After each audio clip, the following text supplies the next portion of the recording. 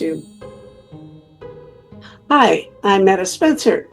Today we're going to have a very important conversation for our period in time because we've been seeing all kinds of stuff about deportations, especially in the US, but globally, the whole world is turning against migrants. It's sort of like this is definitely not the time when a person wants to have to move from one country to another because they sure make it hard. But more and more people will have to do that and are having to do it. So we have all these tragedies going on, or at least difficult challenges. So I have some experts here who each have a different angle or a different kind of background, but all of them work professionally one way or another with the question of migration and the challenges to people who have to be migrating. I want to introduce first Sheila McManus, who is a history professor at the University of Lethbridge in Alberta, Canada. And we had a conversation the other day, and I learned a little bit about her work, and I think we'll hear a little bit about her angle too, but her focus, I think, is primarily on the border of Canada and the question of people migrating into Canada and the changing pressures, political pressures in Canada for the rules to be changed about how many migrants to accept and how to police the border, all that kind of thing. There's a lot of pressure from the U.S. to do more along those lines. So Sheila will be talking about that as much as anything else, I think. Petra Molnar is a lawyer, and she is here in Toronto. She's the associate director of the Refugee Law Lab at York University. And so I'm sure her angle will be mostly the legal kind angles.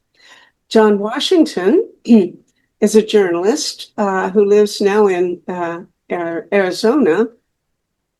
When he's not across the border, my impression from reading some of the fascinating things that he has produced about the lives and the challenges of being an undocumented migrant trying to get into the U.S. from Latin America.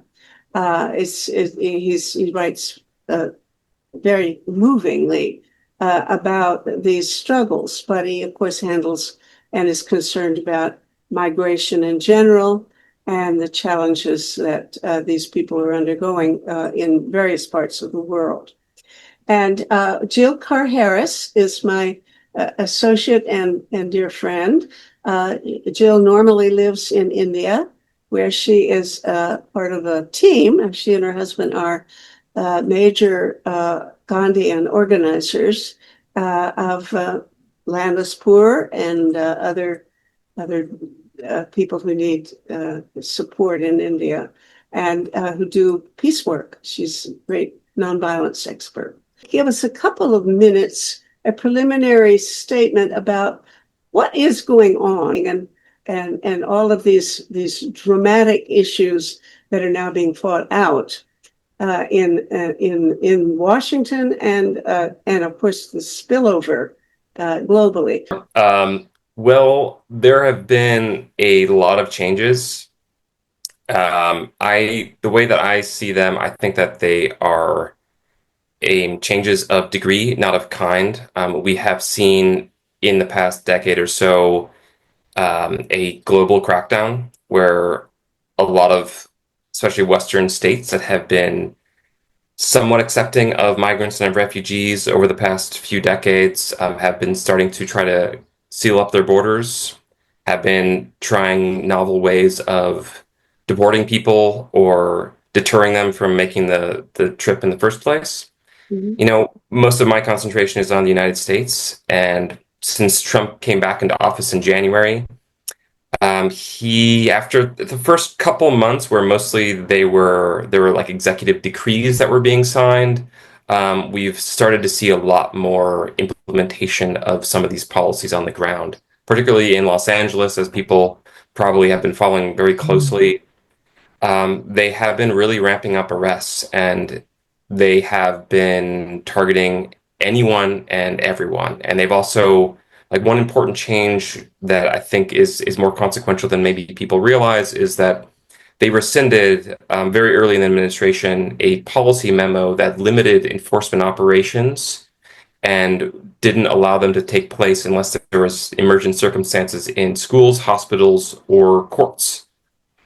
And one of the ways that they've been able to start affecting more arrests is by targeting people who are showing up to immigration courts. And while this is just truly like one of a slew of attempts of making as many arrests as possible, I think it's important because it sort of contradicts one of the sort of underlying ideas around immigration policy that has been at least proffered over the last number of administrations, is that people should do it the right way.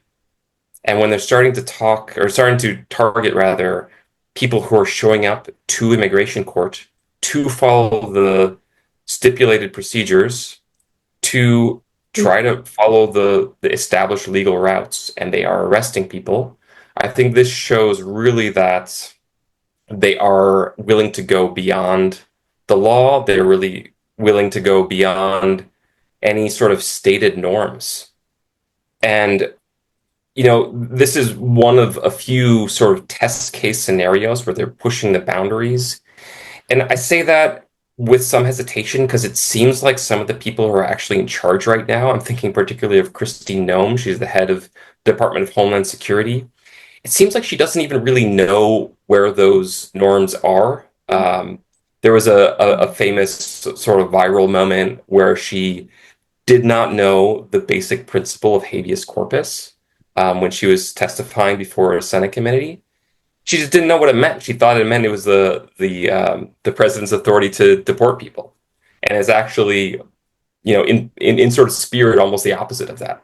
It's somebody's right to challenge the government for keeping them detained, and it is one of the bedrock principles of modern governance that goes back to the Magna Carta, 500 years.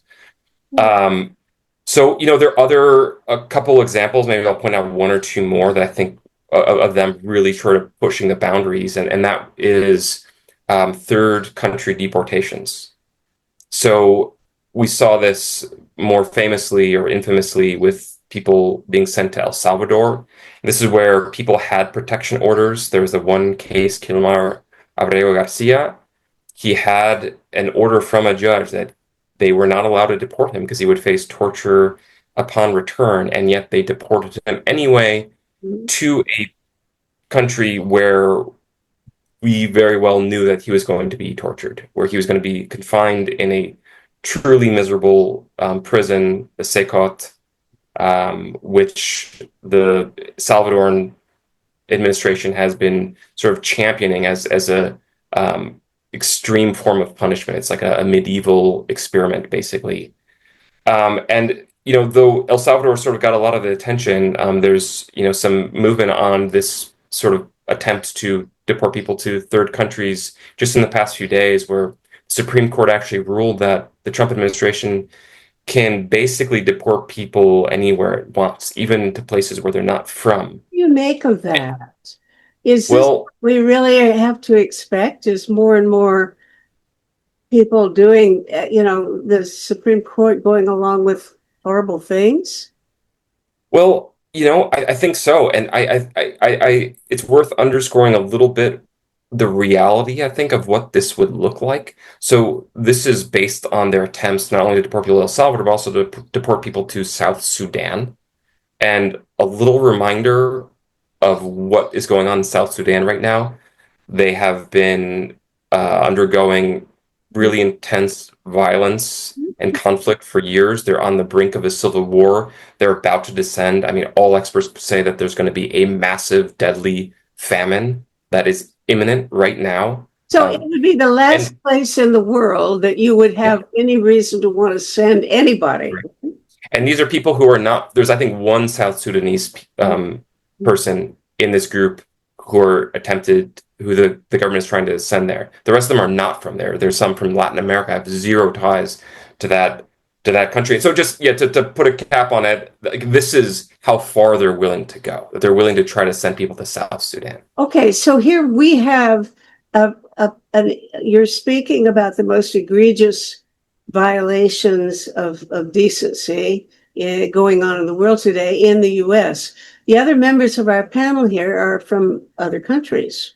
And I guess what I want to know is what's the reaction in terms of international law and in terms of just geopolitical jockeying? You know, Canada has to get along with the US, so it makes some sort of deals or accommodates or doesn't or whatever. What is going on in terms of the rest of the world in the reactions to these, I think, scandalous actions by Trump?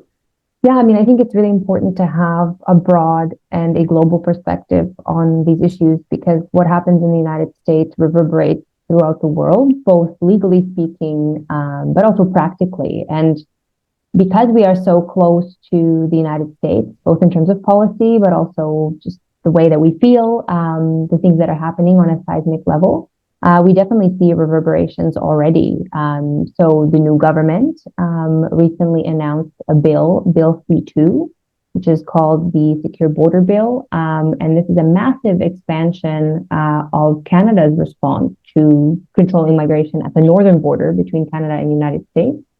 It increases surveillance, data sharing between Canada and the United States.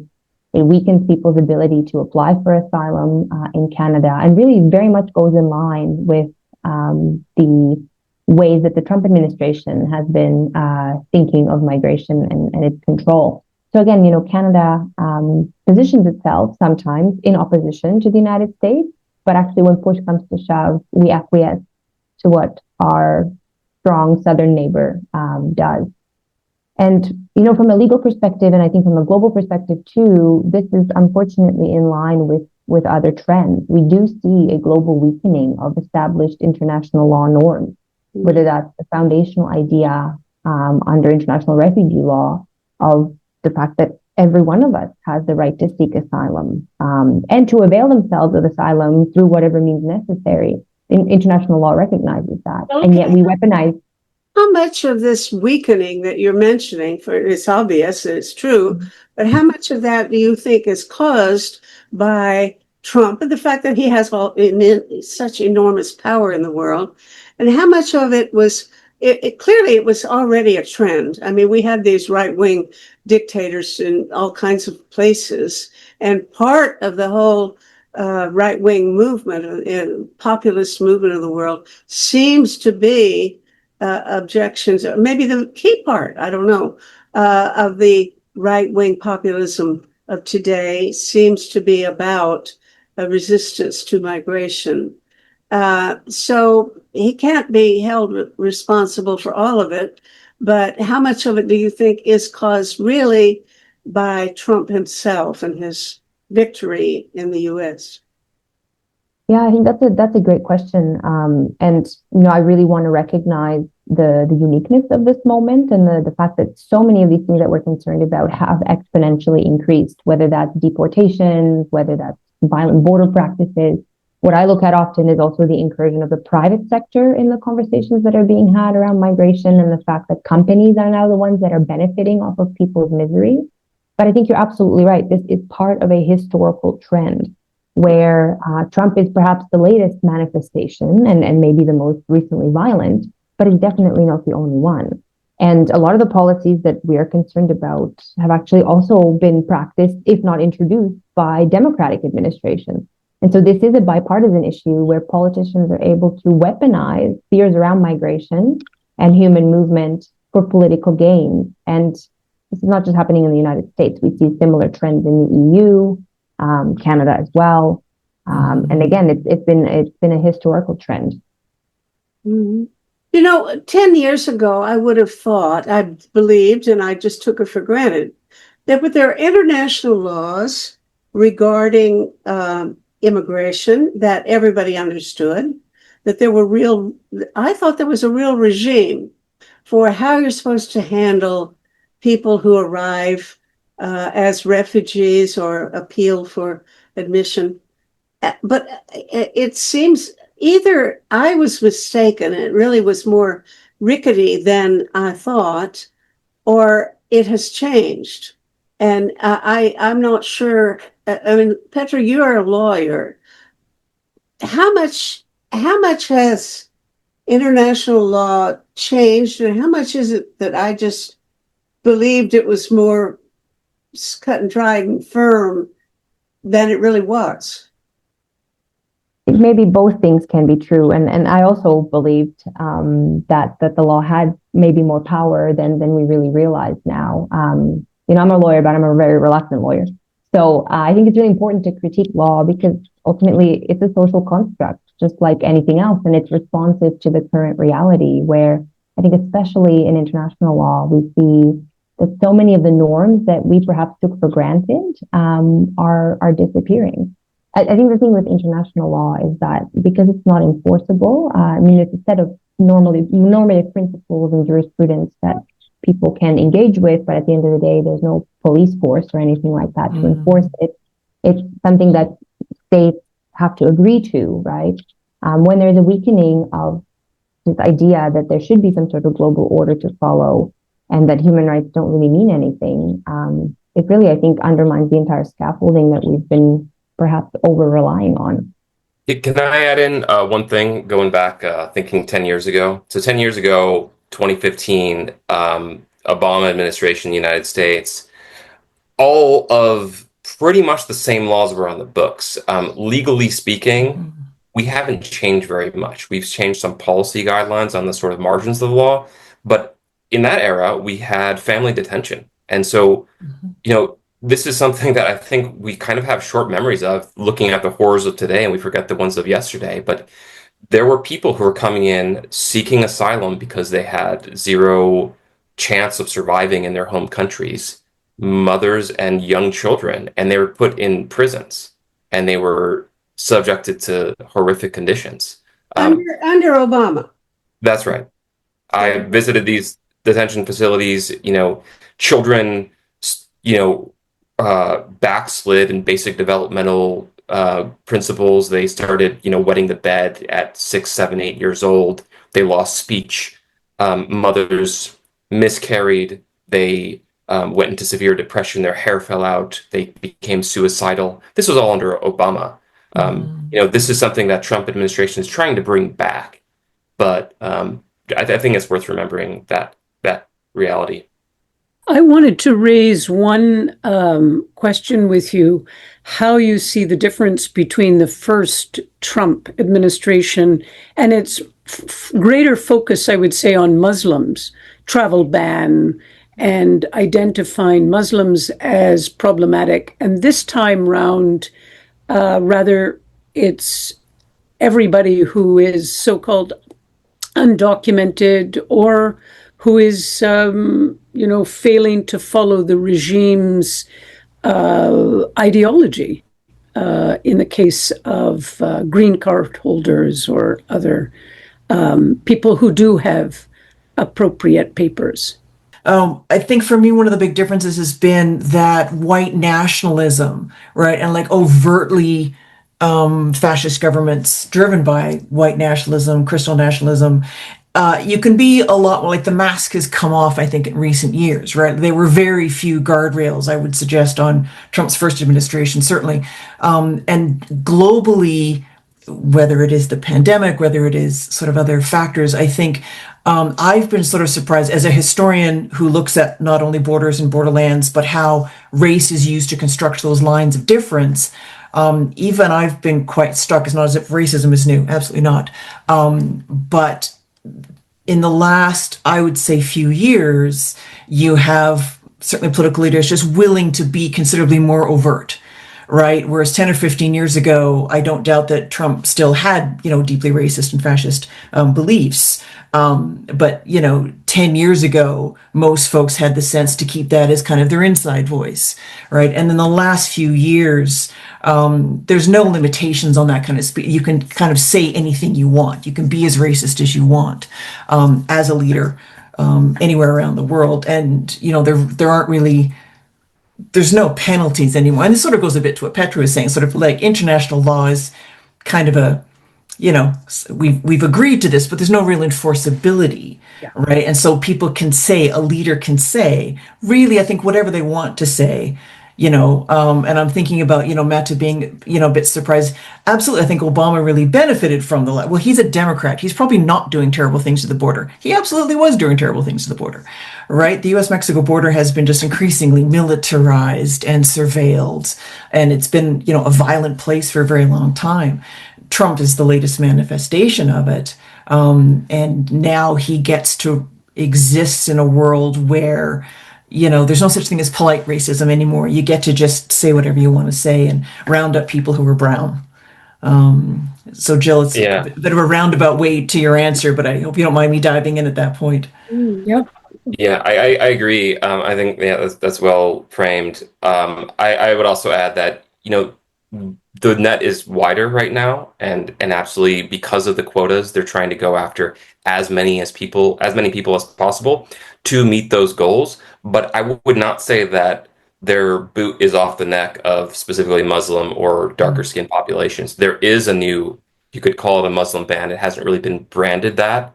That was implemented 2 weeks ago at this point. It's hard to kind of keep track of time with this fire hose of news.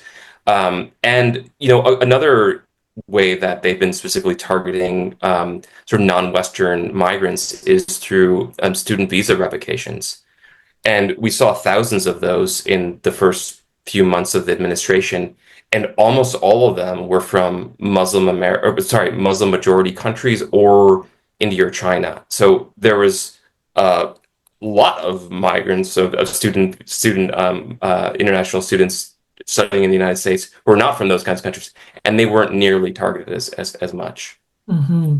The international students thing, I think about the Canadian context, Petra, maybe clarify this for me if I get it wrong, but I was also struck, certainly we've seen, right, Carney, the new bill, the Strong Borders, whatever dumb name, he's given it, is clearly a reaction to, he's been given his marching orders by the Americans to quote unquote do more at the border. And yet, like months before that, it was the sudden Canadian politicians were suddenly comfortable randomly blaming international students for the housing crisis.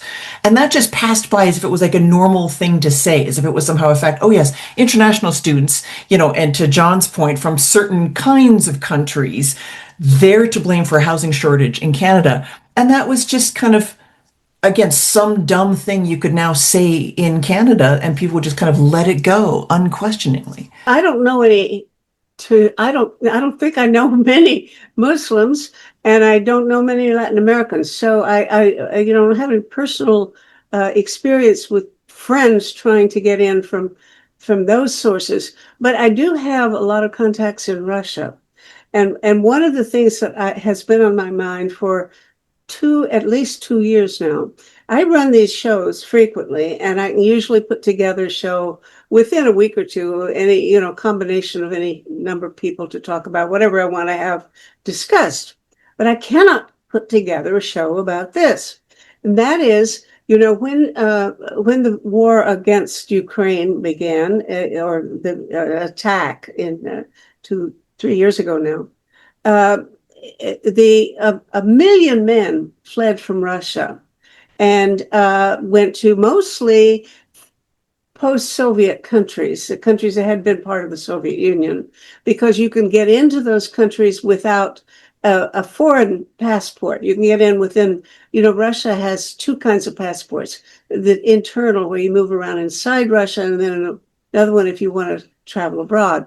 Well, you can get into these post-Soviet countries with only an internal passport. So that's why most people went there, and they're kind of stuck there. They don't want to be there necessarily. They would love to move to Russia, to Europe or North America or Australia or all kinds of places they'd like to go, but not stay in, let's say, Kazakhstan or Uzbekistan or wherever. So the problem is they can't get papers.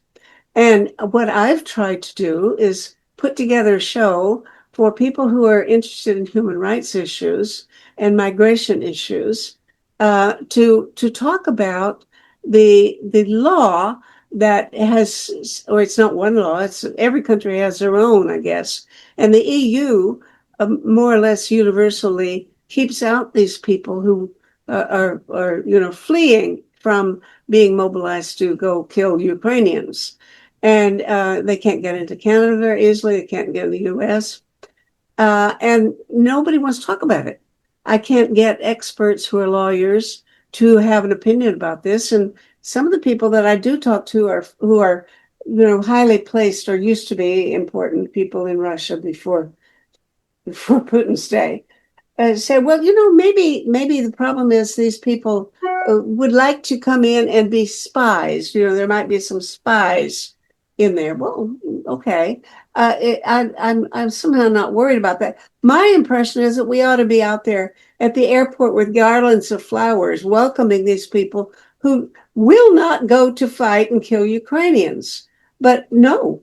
Now, can somebody explain to me why there is this extraordinary discrimination against those folks? And how does this bear on what's going on in the U.S.? I don't know. Maybe there's no relationship to the problem of these, the ICE, the people doing these deportations and stuff in the U.S. today.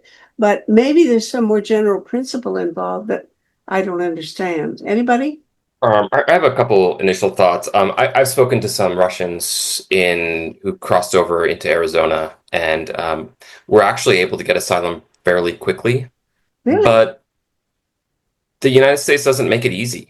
These people, what they had to do, the last person I spoke with, he flew to, I believe it was Ecuador, if I recall correctly. This was a bit more than a year ago. And then took a series of buses, paid for guides. I think got a flight from southern Mexico to northern Mexico. Slipped through a gap in the wall in a remote area of Arizona, and then turned himself into Border Patrol.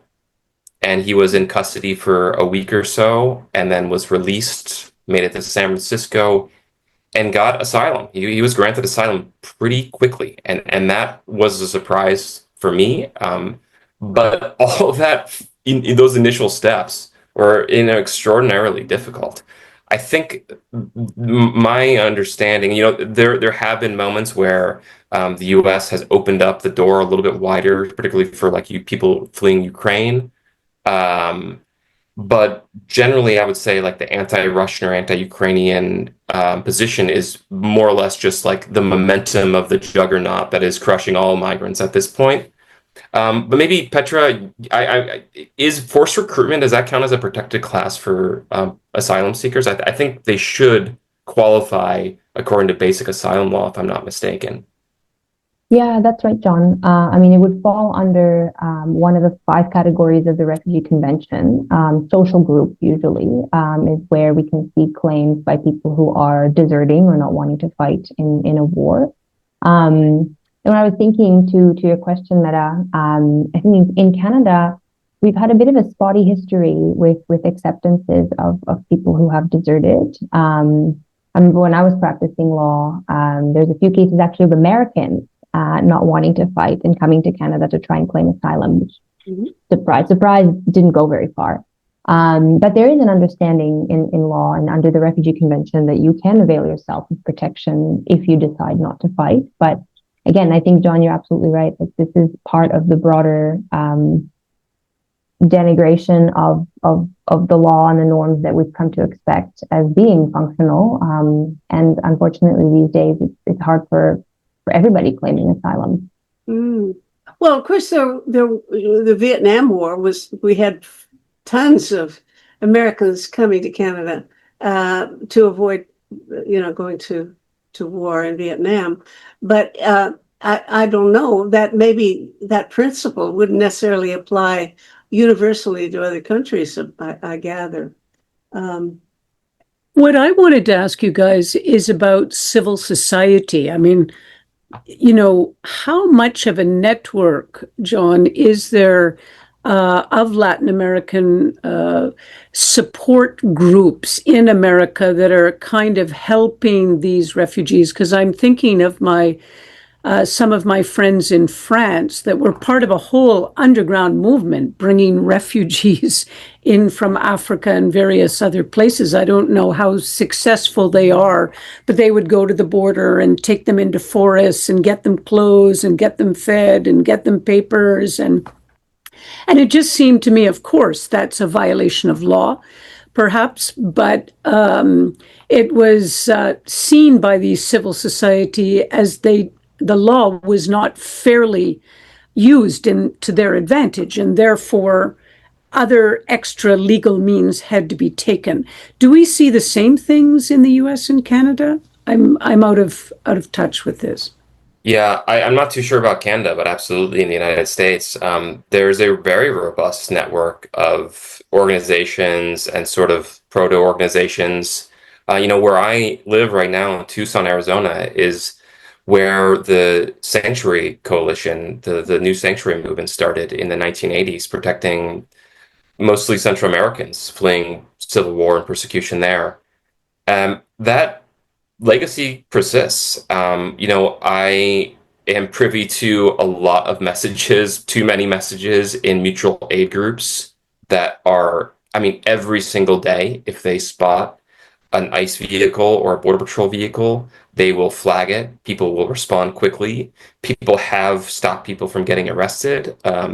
This is what I think largely brought people into the streets in Los Angeles. And though a lot of people have been getting arrested in greater LA, they've also protected people, absolutely. And when enough people show up and convince folks what their rights, or could tell people what their rights are, tell them not to open the door without a warrant, it can be effective.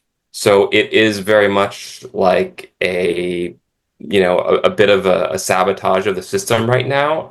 And I think it is extra legal. People are willing to risk being targeted themselves or being arrested to stand up for their neighbors and for themselves. Petra, in Canada, what are you seeing? Any civil society role? Yeah, I think similar feelings regarding needing to kind of stick together and speak truth to power and find ways to support one another, also across borders. Something that we've been trying to foster at the Refugee Law Lab, conversations with researchers and civil society that are doing work across the U.S. Canada border. And I think, as depressing as this time is, it's also at least shown me that there's a lot of solidarity and a lot of togetherness that we really all need to lean on.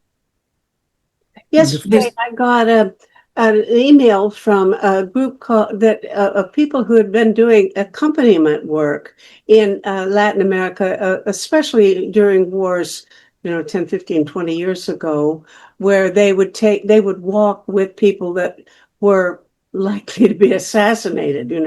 They would stay with them to Americans, for example, or Canadians would go and live with people who were in danger of being injured, because if they were there, their witness would be useful, but also just their very presence would mean person be less likely to be assaulted. So these people, I can't remember that. I'm not even sure they have a collective name, but it has to do with accompaniment. They were saying that now in LA and maybe elsewhere, there are groups of people who accompany people to their hearings. I mean, John, you were saying that if they go to an immigration hearing or a refugee, they're supposed to report someplace, and they go there, then they get arrested when they're there or on the way. And these people walk with them and at least show them their rights. And I don't know how much they're able to offer any kind of protection. Have any of you heard that any kind of protection makes any difference? Is anybody less likely to be arrested or mistreated if they're with somebody who represents some Catholic organization or something like that? Yeah, I think absolutely. There's some protection. It's certainly not foolproof, but there's some protection. I mean, we saw sort of famously recently Brad Lander, candidate for mayor of New York City. Mm-hmm. He went to accompany someone to court, and he got arrested. And the person that he was going to accompany was, kept in ICE custody as well. So you can be famous and a politician, and it still won't work. But in some cases, it does. I think it's really case by case. If if ICE invested heavily and has a ton of agents at a courthouse, that's probably less likely to work. But if there's one or two agents and there's 15 people accompanying someone, they might be really less willing to risk it or to make a fuss and have to deal with it. They're just humans, and they're charged with arresting people, but they also don't want to risk themselves too much in some cases, and so you do see it occasionally work. Mm-hmm. What is the status of what was going on in the Mediterranean? I haven't heard of anybody drowning this week, but probably they are. I mean, last year, various years, when boats load of people from Africa try to go, and they wind up in Greece lots of times on an island or someplace. I haven't been hearing. Is there any change in that immigration? And also, I believe that there was a Doctors Without Border or some other organization had a ship that would go out and try to rescue and take care of these people who were at risk in the ocean, in the Mediterranean, and they got in trouble because the government didn't want them to give any assistance to these migrants. What's the current status of this transition or the flood of people from Africa? So I can speak briefly to that because I used to live in Greece while doing work around the book that I had come out last year to try and understand how ships are changing when it comes to migration, and especially when it comes to surveillance along the Mediterranean corridor and the Aegean Sea. I mean, in terms of trends, the numbers have definitely gone down compared to, for example, what we saw in 2015 and 2016 when many people were fleeing Syria and were coming to the Greek islands to claim asylum. But many of the violent border practices continue. I mean, last year was designated as the deadliest year on record for people on the move across the world. And one of the deadliest spaces is the Mediterranean, and it continues to be still. But people's routes have also changed, observing that more people are taking the Atlantic route, so the Western route, for example, coming from West Africa towards Spain. But people are still crossing the Mediterranean towards Italy and also taking the eastern route to Greece and then ending up in these squalid, terrible refugee camps. I think what's also maybe not unique, but particular to that region is the practice of pushback, which are essentially illegal interdiction operations at the border, where even the European Union's border force called Frontex has been implicated in essentially physically preventing a boat of people on the move from reaching the shores of Europe, which is illegal under international law, and pushing them back either to Libya or to Turkey. I mean, now we see similar practices at the US-Mexico border. So unfortunately, jurisdictions and regions learn from each other. Yeah. But Europe is still definitely a case study to keep a close eye on. Mm-hmm. What is really disturbing is the increase of paramilitary forces that are being used to control migrants. That's not new either, right? Like it's ramped up considerably, but the U.S.-Mexico has had paramilitary since the late 19th century, right? First called the Chinese line riders, whose job was literally to just try and push back Chinese migrants trying to cross that line in the 1880s and 1890s. And there have been other paramilitary organizations, volunteers, Minutemen, right, off and on in the U.S.-Mexico borderlands ever since. Sheila, you refer to something I never heard of before. Chinese people were trying to get into the U.S. Where? When? And so in the late 19th century, I apologize for this history digression, but so in the mid 19th century, Canada and the U.S. both recruited tens of thousands of Chinese men to build the railroads. And when the railroads in both countries, when the first transcontinental lines were done in the 1880s, Canada and the U.S.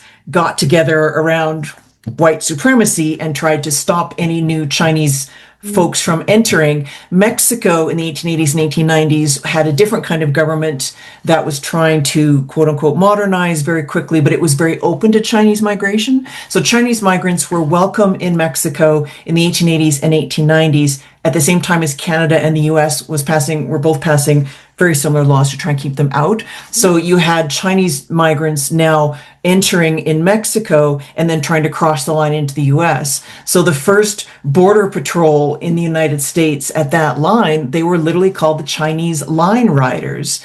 And they were truly paramilitaries. This was not like a paid government position, and their job was to stop Chinese migrants from entering.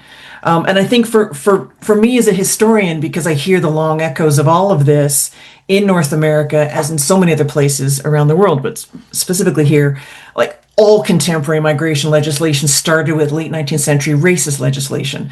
Like all of the three settler colonial states in North America, these laws began as racist exclusionary legislation in the 19th century. So, to a comment that John made kind of very early on, this is about degree and not kind. We're certainly seeing, is it more violent? Yes. Is it more visible? Yes. Is the net being cast wider? Absolutely. Is this new? Absolutely not. Right? North America, and as I say, certainly, states around the world, they've been doing this for a very long time. And to Jill's point, with the use of paramilitary force quite often involved. Okay. What I'm wondering is, how much is this rational?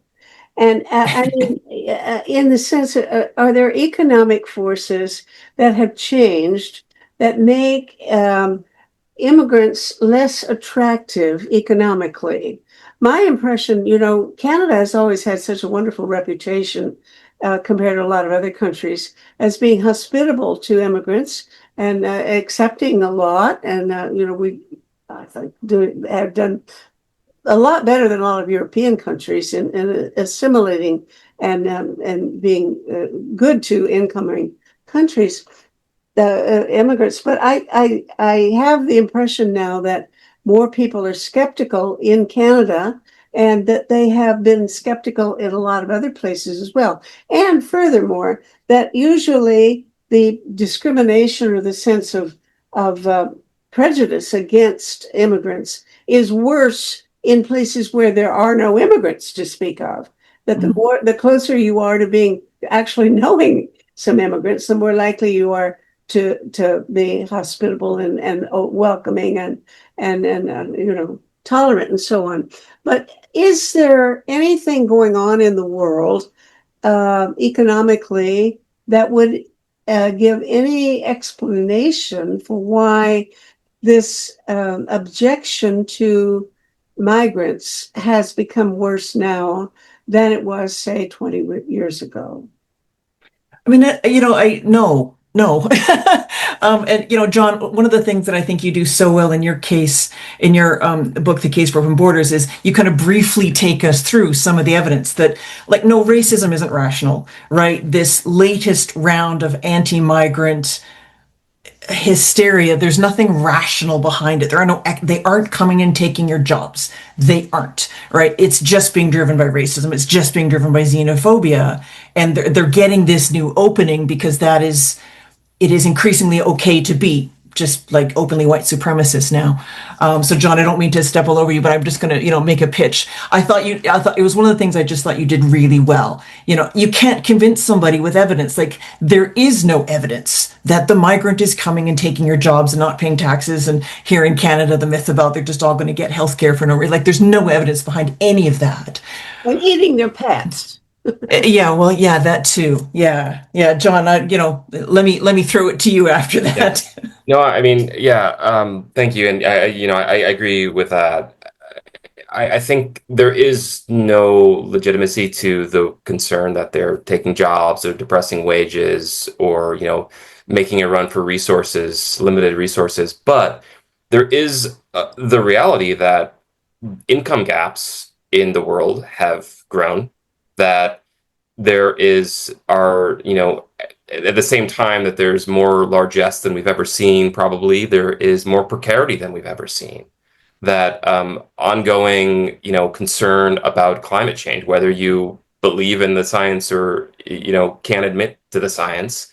And all these things are real fears. And I think what has happened is that politicians very ably have harnessed it or weaponized it, as you said earlier, Petra, to scapegoat migrants, because if they were to cast blame where blame is actually due, they'd be basically casting blame on themselves, on the upper echelons of society who are raking in, multi-billions every year, or who are in control of the government and have this iron grip to maintain that control. So they would be imperiled if they wanted to actually fix these underlying problems that instead they're pointing at migrants for.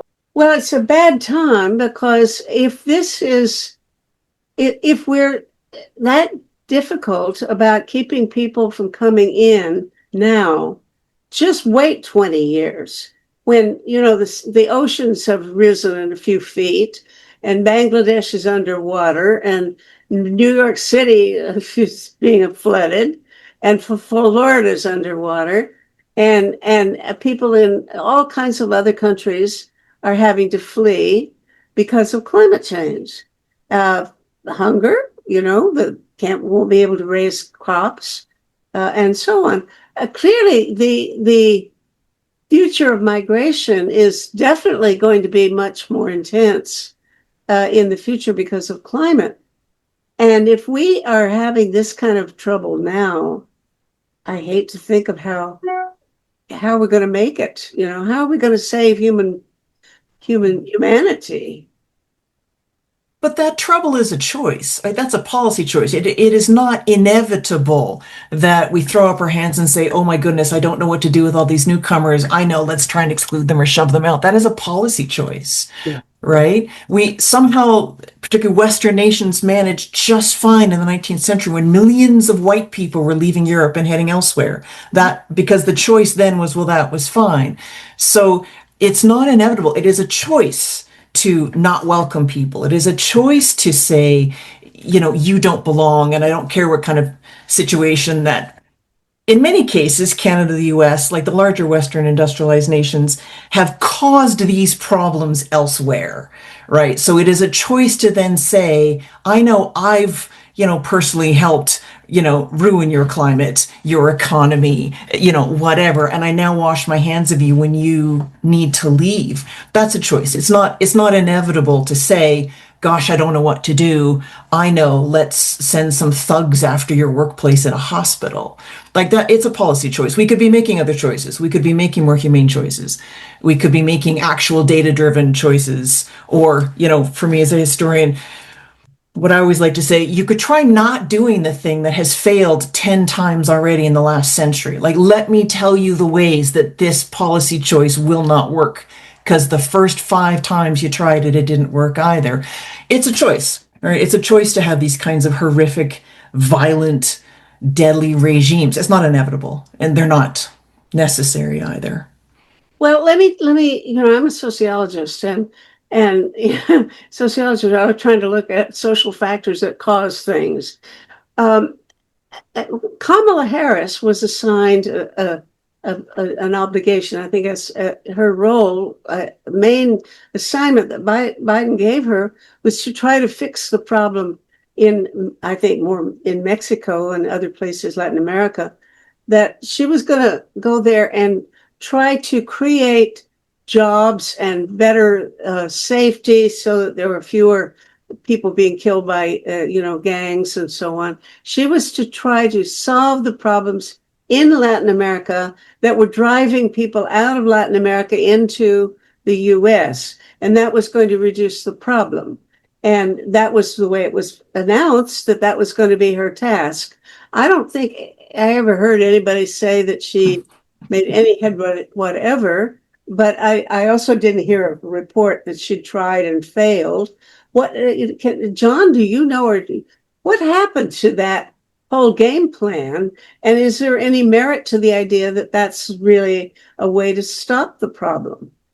She got pretty roundly lambasted in the presidential election. They kept on going after her, calling her the border czar. She's like, no, that I was never given that title. That wasn't what I was supposed to do. And you're right. She was supposed to specifically look at Central American countries and out migration from there. I kind of think it's fair to call her the border czar. I don't know, because she did sort of faceplant on that one. Her approach, which has been the approach to try to quote unquote solve the migration problem in Latin America for decades was investment. But the way that they have long invested, the way that she was, sort of signaling that she wanted to invest, is not a solution. It's the further corporatization, it's the further immiseration of people, it's further classification of these societies that actually drives migration. So, leaning on, like, I think was it Dannon or Yoplait, like one of the large yogurt companies, to go and invest in Honduras is like laughable, except for the human consequences. And I think that one other thing that is worth pointing out, and which a lot of people forget, is that the poorest countries in the world actually don't send many migrants out of them, and that is because it costs a lot of money and resources to migrate. So even if, let's say, some of the more poor countries in Central America, even if Kamala Harris was miraculously going to like boost their GDP, that actually would have likely sent more people out of the country. I mean, Guatemala has incredibly high rates of poverty. I mean, many thousands of children have stunted growth because they're not getting enough nutrition in the highlands of Guatemala. And if they have the choice at this point because of the conditions that they face, and they will probably migrate. So, solving the problem with just investment is looking at it, I think, backwards. We can rather potentially think, and I like, again, your framing, Sheila, is like, this is a choice we can make. Like, we can try to stop people from migrating, which doesn't really work. Or we can say people should be able to go where they feel safe and can make a life for themselves, whether that be in their home countries or, wherever they can find that safety and security. Mhm. And so I think solving the problem actually is maybe inviting more people rather than trying and failing to stop them. Mhm. And also fewer foreign invasions and global capitalism. That would help. That would help. That would also help. But yeah, right, that open borders piece, again, to go to your book, like, this hasn't worked. This has never worked. I can tell you as a historian of borders and borderlands, it's never worked. Right. So how about we try something different this time? Well, no, because borders make such good theater, right? Like Petra, the name of Carney's bill, even.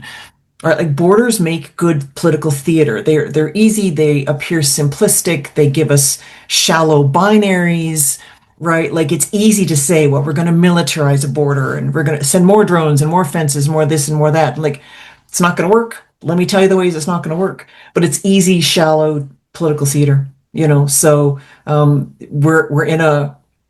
I don't. I am not encouraged. I don't think we're going to see any politician anytime soon, try making different choices, smarter choices, more humane and in fact more effective choices. I mean, the whole increase of the Canadian military budget is based on guarding the Arctic and the US Yeah. border. I mean, Yeah. and that now they're talking 5%. Yeah. Yeah. That's crazy. I wanted to draw attention to Petra's book, which looks really interesting. The Walls Have Eyes. In the age of surviving migration in the age of artificial intelligence. I really like the link you are making with all the surveillance technology. Do you want to say something about that? Sure, and thanks for mentioning that. I mean, I think it goes along with what John and Sheila were just talking about, and that is a profit-driven narrative that really is now at the center of so much of policymaking in the United States, in Canada, and really around the world. Because what we're now talking about is a lucrative border industrial complex where companies are setting the stage on how we think about migration and making massive money off of it. I mean, the day after that Trump was reelected, the stocks in private prison firms soared. That's not an accident, right? We now see so many companies involved in developing military-grade technology to be used at the border to push people away, to surveil them, to prevent them from claiming asylum and making massive profit. Okay, we're closing in on the end of this, but I want to just see if we have any bright ideas. Does anybody have a suggestion of how to make a legal change or some institutional change that might help solve some of these problems. And I want to leave it wide open because you can take it however you construe my question, however it works for you. If you have any good ideas to throw into the pot before we give up. I have a non-legal change, but I'll leave it to the legal minds to maybe see if they can squeeze it through some legal pathway. What a change I think that especially the left should embrace is not just playing defense to the excesses of the right, but to stand on some basic principle. Mhm. And I think that one of the most fundamental principles that I can think of is the right to safety and freedom. And right now, because of the way that we've divvied up the world, lots and lots of people do not have that. And I think that if we just come to terms and understand that there are millions, hundreds of millions of people throughout the world who are subject to oppression, incarceration, deportation, excommunication, just really miserable situation just because of where they were born. Something that they can't do anything about and they can't change. I think if we start there and we say that people shouldn't be subjected to those conditions just because of, what color their passport is, I think that would be a pretty good first step towards normalizing human rights again. Mm-hmm. Just Yeah. morality, just being a human, decent person. That's another way of putting it. Yeah. Yeah. And sorry, I do have to sign off, but really lovely to be in conversation with you all. Thank you. And yeah, have a great day. Thank Bye, you John. all, because our time is up and we have to say goodbye. But it's very, very wonderful to be with you all.